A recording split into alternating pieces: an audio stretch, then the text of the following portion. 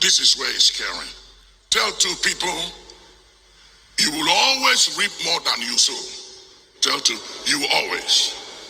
It's a universal law. You will always reap more than you sow. Because when it comes to reaping, the implication is very high.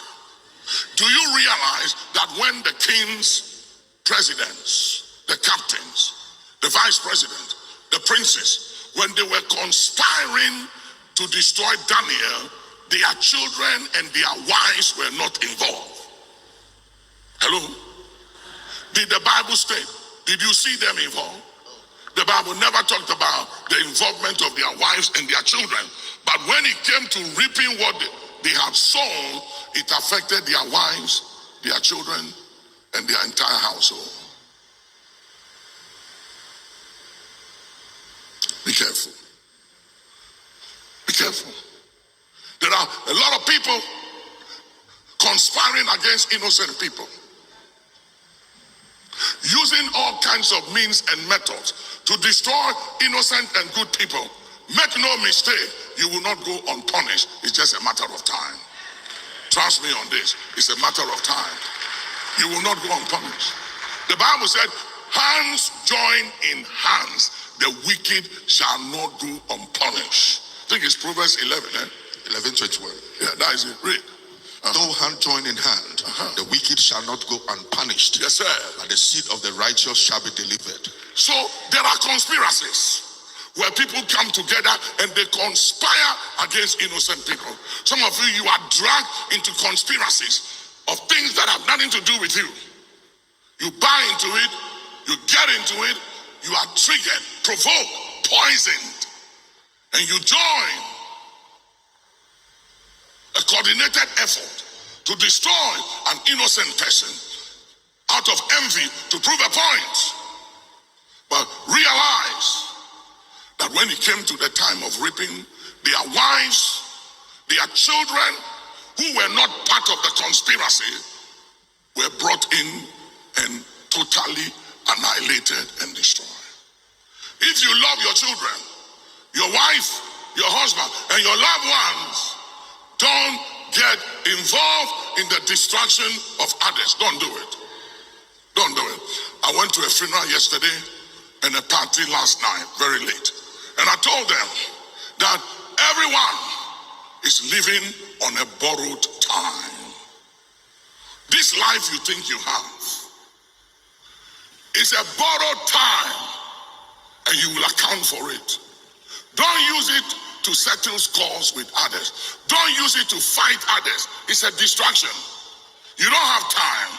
Time is of the essence.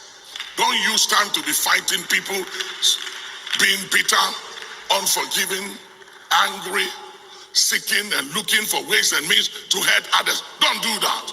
God said, vengeance is mine and I will repay, said the Lord. Say yes. Their wives, their children were not part of the conspiracy. But look at the implications of what happened. Them, Daniel 6:24. and the king gave the command, and they brought those men who had accused Daniel. I pray that our kings and our leaders will come to themselves. That the spells will be broken over them.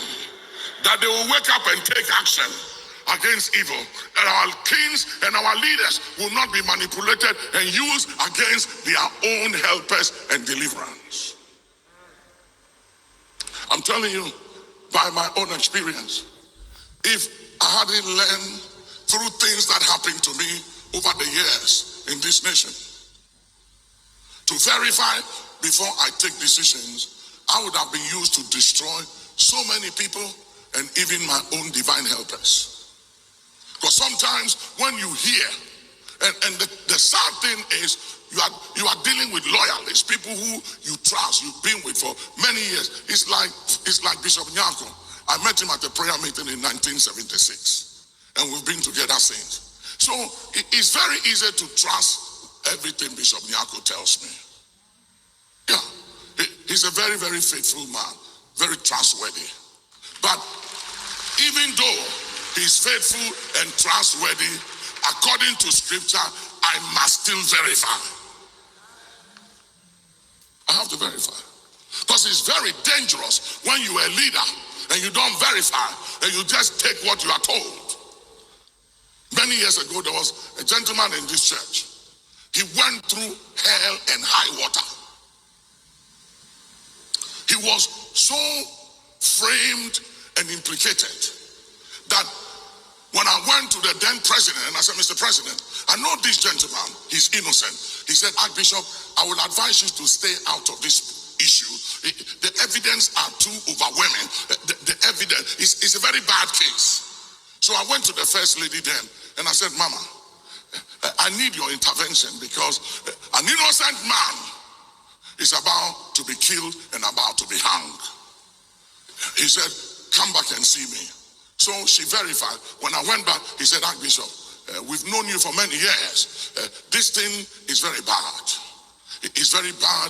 I don't want your reputation to be dragged into this matter. So just stay out of it. I couldn't stay out of it. I just couldn't.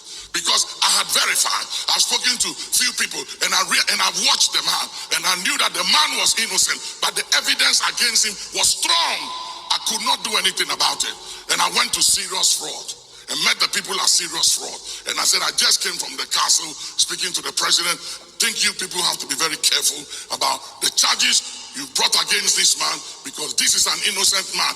And if you have family, you have children, you have a wife, and you love your family, be very careful because the implications will be too high. They said, Archbishop, the evidence we have is very clear. Your man is guilty. I said, okay. And I left it. Things were getting so bad, I went back to the president. And he called the attorney general. And he called the then vice president, which was Professor Mills, and said, listen, Archbishop is still worried about this matter. So I just want you people to really look at it again. Look at it again the second time. Look at the evidence and everything. Cut a long story short, they were in court for 7 years. 7 years they were in court.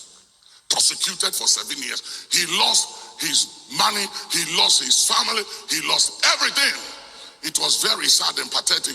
Meanwhile, he made a lot of millionaires in this country today. He gave them money to help them take off and do well.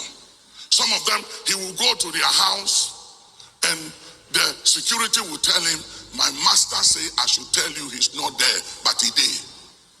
So I'm sorry, you have to leave. Because if I let you in, I'll lose my job. And he will tell me, Papa, can you believe this? And I said, yes, I can believe it. That is how wicked and mean human beings are. They only need you when you have something they want. And when they don't need you, they dump you.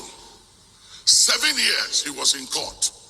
They dragged him to court for 7 years. Then that president left, another president came, and I went to the new president again.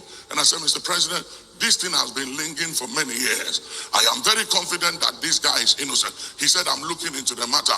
I said, I'll be very pleased. I am not saying he's innocent, but I'm just saying we have to do due diligence because I believe that an innocent man is being hanged. After 7 years, the prosecutor in Ghana here stood up in court and said, my Lord, I have to stand down. And he said all the evidence that the charge and the evidence he was using against this guy was given to him to prosecute him and that he had been verified. After 7 years, the truth came out and the case was thrown out of court. But then he lost everything. But God restored him. Through the new president, he was given all kinds of powerful position, and his latter years has been better than his beginning. But that is how wicked and evil people can be. And that is why we need to pray for those in authority, because the enemy can easily use their trusted people around them, those they believe that. And I've seen leaders who believe a lie because the people telling them the lie are their trusted people. And I know things I can't say anything about. It's not in my place to tell any president that what you are being told is a lie. With time, they'll verify. With time, they get to know. So I just leave it alone. I just mind my own business, because you have to be very careful what you do with access. When you have access, you don't just use it anyway, anyhow. So there are things I know I won't say anything about it. People will come and tell me this, that you have to talk to the big man. I say, no. Thank you for telling me, but it's not in my place to tell him. Unless it is something that it will bring his life to an end, some kind of an assassinating plot and everything, then I'll step in. But when it comes to people trying to manipulate, using leadership to destroy others, I don't get involved in everything. Don't get involved in everything.